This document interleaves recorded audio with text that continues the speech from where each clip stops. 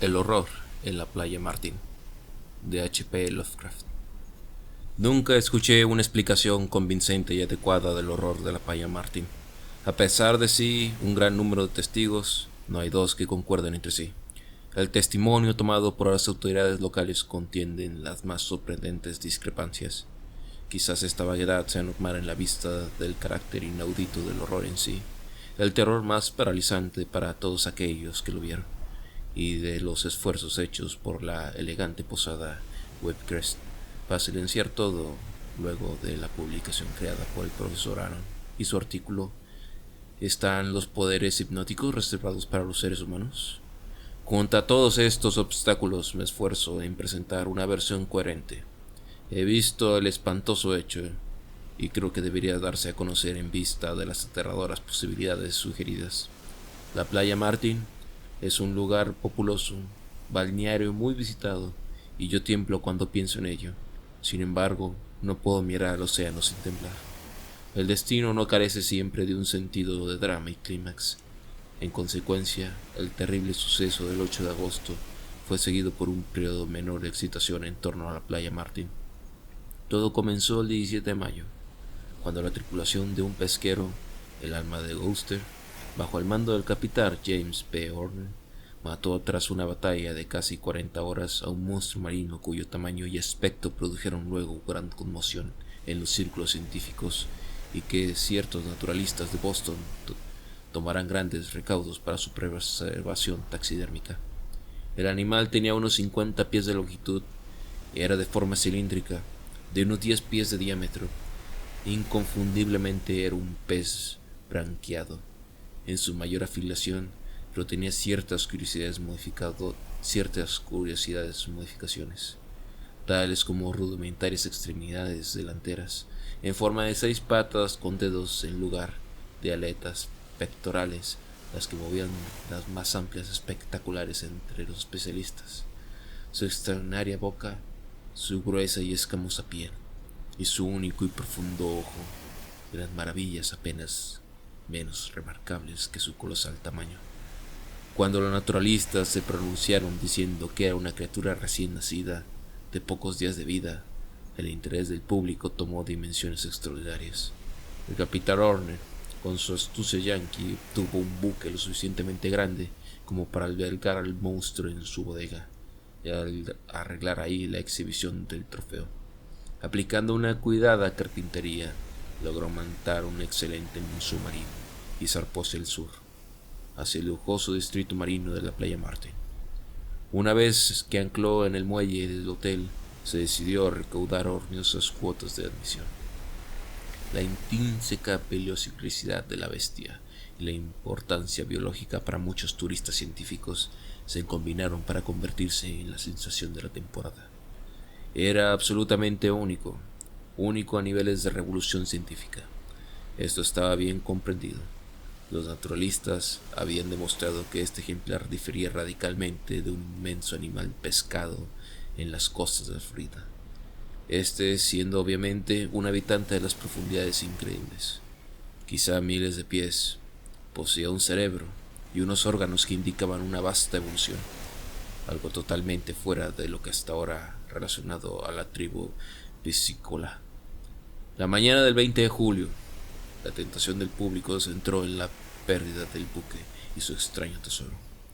En la tormenta de la noche precedente se había librado de sus amarras y desvanecido para siempre a la vista del ser humano, llevándose consigo al único guardia que había dormido a bordo.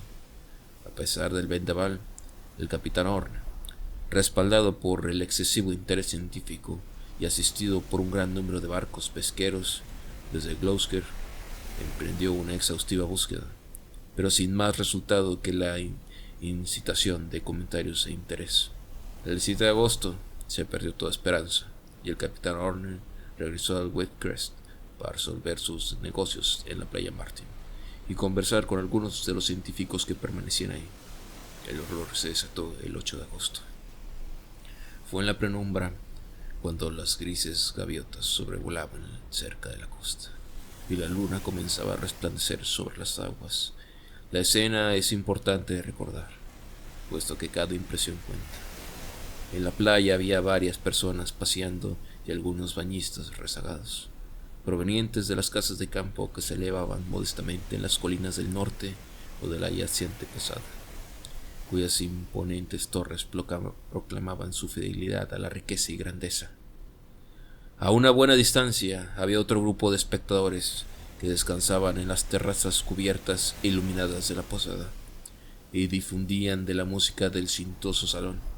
Estos testigos, incluidos el capitán Horner y su grupo de científicos, se unieron al grupo de la playa antes de que el horror progresara demasiado. Lo mismo hicieron muchos de la posada. Ciertamente no hubo carencia de testigos, sino que confundieron en sus relatos, por el miedo y la duda, aquello que vieron.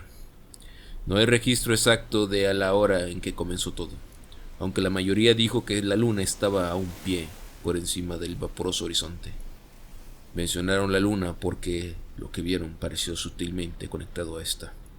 Era una especie de furtiva y deliberada onda que parecía venir desde la lejana línea del horizonte, a través de una tremulta senda, difusa por los reflejos de la luna, y que pareció atenuarse antes de llegar a la costa. Muchos no se dieron cuenta de que esta onda hasta que la recordaron por los siguientes eventos, pero pareció haber sido marcada, diferenciada en altura y movimiento de las horas contiguas. Algunos vieron sutil y calculada, y como si se extinguiera tácitamente por los remotos arrecifes negros. De pronto un grito de muerte centelló desde el agua salada, un grito de angustia y desesperanza que inmediatamente movió la piedad de todos aquellos que lo escucharon. Los primeros en responder fueron dos salvavidas de turno, dos robustos hombres en atavío de baño, con su oficio proclamado en letras rojas a través de sus pechos, acostumbrados al trabajo de rescate y a los gritos de los que corren peligro de ahogarse. No pudieron hallar nada familiar en las ondulaciones de la ultratumba, pero sus sentidos del deber les hicieron ignorar este detalle y procedieron a seguir el curso de su usual trabajo. Apresuradamente tomaron un cojinete inflado con aire, aferrado a una boina de soga. Uno de ellos corrió a través de la costa hasta la escena en donde ya se había apiñado la multitud. Desde ahí lanzó el objeto, luego de girarlo varias veces para ganar velocidad, en dirección hacia donde había venido el sonido. Luego que el cojinete desapareció entre las olas, el gentil curioso aguardó para ver aquel cuyo dolor había sido tan grande, impacientes de que el salvavidas lo condujera de nuevo a la playa. Pero pronto quedó claro que el rescate no sería rápido. Por más de los dos salvavidas tiraran la soga, no podían mover aquel objeto que estaba al otro extremo. En cambio notaron que algo hacía fuerza igual y aún mayor en la dirección opuesta. En cierto momento, ambos salvavidas fueron arrastrados de sus posiciones hacia el agua por una extraña fuerza. Uno de ellos, recobrándose al instante, clamó por ayuda a la multitud en la playa, en donde se hallaban la bobina con el remate de la soga. Al siguiente instante, los hombres más forzudos, entre los que se encontraban el capitán Horn, en primer lugar, comenzaron a pujar junto con los salvavidas. Más de una docena de rudas manos estaba ahora remolcando desesperadamente la gruesa cuerda. Entre más fuerte bregaban, la extraña fuerza igualaba el esfuerzo al otro extremo, y debido a que en ningún momento se relajaba, la cuerda se volvió rígida como el acero. Los pujadores, al igual que los espectadores por su curiosidad, se vieron consumidos por la naturaleza de esta fuerza marina. La idea de un hombre ahogado ha sido ya desechada, e insinuaciones de ballenas, submarinos, monstruos y demonios eran libremente tenidas en cuenta. Todos seguían tirando con la sombría determinación de descubrir el misterio. Finalmente se decidió que una ballena se había hendido el cojinete. El capitán Horn, como ya líder natural, gritó a quienes estaban en tierra firme que sería necesario un bote con medio para acercarse y arponear y cazar al leviatán oculto. Varios hombres se dispersaron en busca de una embarcación adecuada, en tanto que otros fueron a suplantar al capitán en la tensa cuerda, ya que su lugar era lógicamente al frente de la partida que se formaría para tripular el bote. Su idea de la situación era muy clara, y no se limitaba a una ballena, ya que había entregado con un monstruo mucho más extraño. Se preguntaba cómo podía actuar y manifestarse un adulto de esa misma especie al que pertenecía el infante de 50 pies. Entonces, con espantosa brusquedad, todos comprendieron el hecho crucial que mutó el marco de la maravilla y sorprendente reinante hasta el momento en un horror. El grupo de trabajadores y testigos se vieron presa del pánico. El capitán Orr, dejando su lugar de la soga, se dio cuenta de que no podía quitar las manos de su lugar, que estaban adheridas con inerrante fuerza, y en un segundo comprendió que era incapaz de retirarse de la cuerda. Su apuro fue adivinado instantáneamente por los demás, y cada uno probó su propia situación, llegando a la conclusión de que todos estaban en la misma condición. El hecho no podía ser negado. Cada uno de los hombres estaba irreversiblemente detenido a la línea del cáñamo que lenta y horriblemente e implacablemente los empujaba hacia el mar. Un horror mudo se sucedió. Un horror por el cual los espectadores quedaron petrificados, sumidos en la inmovilidad y el caos mental. Su completa desmoralización se reflejó en las conflictivas narraciones que proporcionaron luego y las pusilánimes excusas que ofrecieron por sus aparentes indignaciones. Yo fui uno de ellos, lo sé. Todos los que pujaban, luego de una serie de frenidos gritos y futiles quejidos, sucumbieron a la paralizante influencia y guardaron silencio frente a tan desconocidos poderes. Estaban bajo la luz de la luna, pujando ciegamente contra una espectral condenación e inclinándose monótonamente hacia atrás y hacia adelante, a medida que el agua trepaba primero por sus rodillas, luego por sus caderas. La luna se ocultó parcialmente tras una nube en la penumbra. La línea de hombres semejaba a algún siniestro y gigantesco sin pez retorciéndose en las garras de la muerte terrible. Las cuerdas se volvieron cada vez más duras, y a medida que la puja entre ambos extremos se incrementaba, las olas iban ocupando cada vez más terreno en la playa, avanzando lentamente hasta que las arenas, pobladas tardíamente por niños risueños y amantes susurrantes, eran erguidas por la inexorable marea. La manada de espectadores, atacados por el pánico, iba retrocediendo a medida que el agua les empapaba los pies, mientras la aterradora línea de contendientes seguía ondulando con medio cuerpo sumergido y ahora considerando distancia de su audiencia en un silencio completo.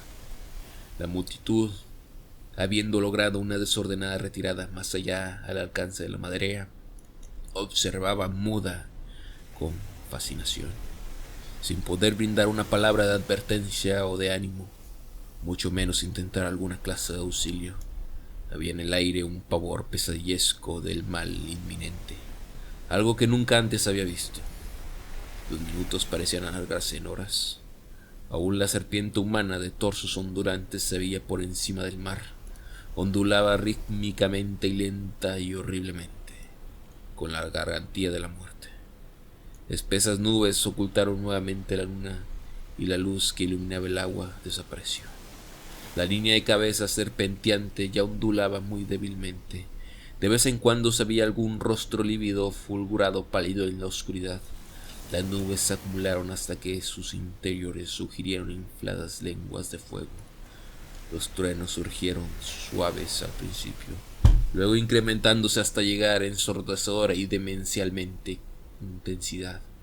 Entonces sobrevino un culminante que pareció reverberar la tierra y el mar, tras el cual se desató el aguacero de tal violencia que pareció que hubieran abierto en par las compuertas del cielo.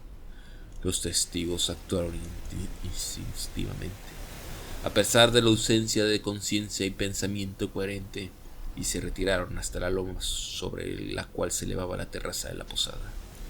Los rumores habían llegado a los turistas del interior, así que los refugiados se encontraron con los que las demás personas estaban tan aterrorizadas como ellos mismos.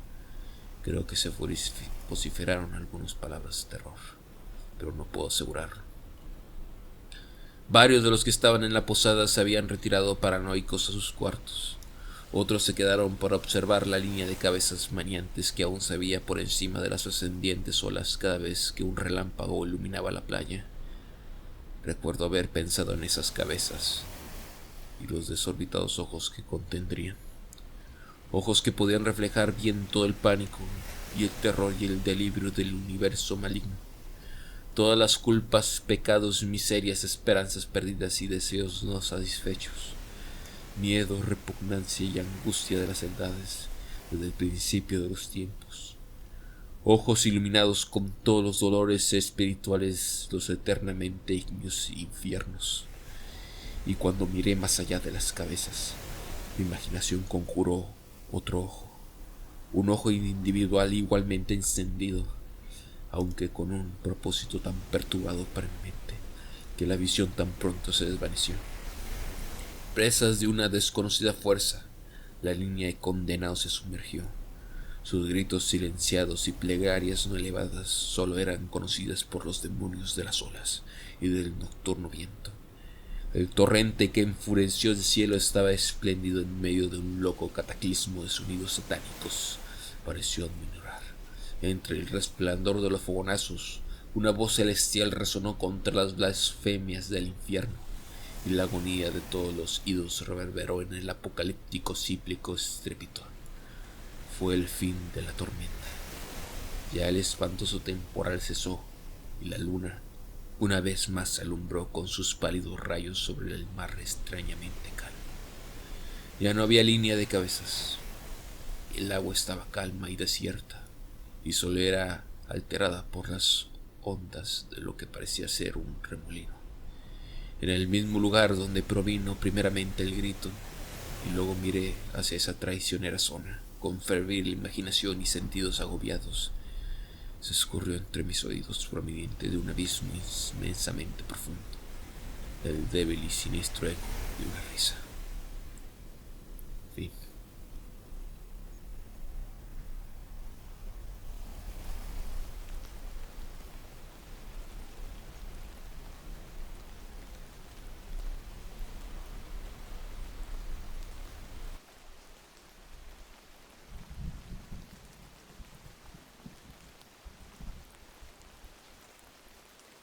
Esta historia fue escrita por Howard Phillips Lovecraft en coautoría de Sonia H. Green, originalmente escrito en 1922 pero publicado en la revista Weird Tales en el segundo volumen, siendo la edición número 4 de 1923, originalmente titulada con el nombre de El monstruo invisible. Un clásico sin duda del escritor de Lovecraft, que habla sobre uno de sus miedos más primordiales del autor, que es en el caso de su miedo al mar. Iniciando la historia con la caza de una criatura por unos marineros, luego que estos más tarde se vean cazados a ellos mismos por la misma criatura, todavía más grande, atrayéndolos como si se tratara del canto hipnótico de unas sirenas o algo más siniestro parecido, que obliga a las personas a hacer cosas que no querrían. Lo particular de esta historia es que la criatura no solo ataca a una pequeña cantidad de personas, como se ha visto en los demás cuentos del autor, sino que hace un cambio notable, pues el monstruo en sí ataca a una comunidad entera, y dejando evidencia con los testigos del horrible hecho que han transcurrido, y estas personas no logran dar crédito de lo que ven, y hasta cierto punto que terminan cuestionando la veracidad de lo que acaban de observar. En lo general, es un cuento que, porque los demás temas que habla y expone sobre un poco a lo que estamos acostumbrados del autor, pues en este cuento no solo hablan de sectas, dioses, sino algo un poco más común en las autorías de escritura de la época, pues solamente habla de un monstruo que busca venganza por los eventos que habían transcurrido con los marineros. Por supuesto que en este cuento Lovecraft no nos decepciona, pues nos muestra una vez más a su manera su enorme temor por el océano y lo desconocido que puede vivir ahí.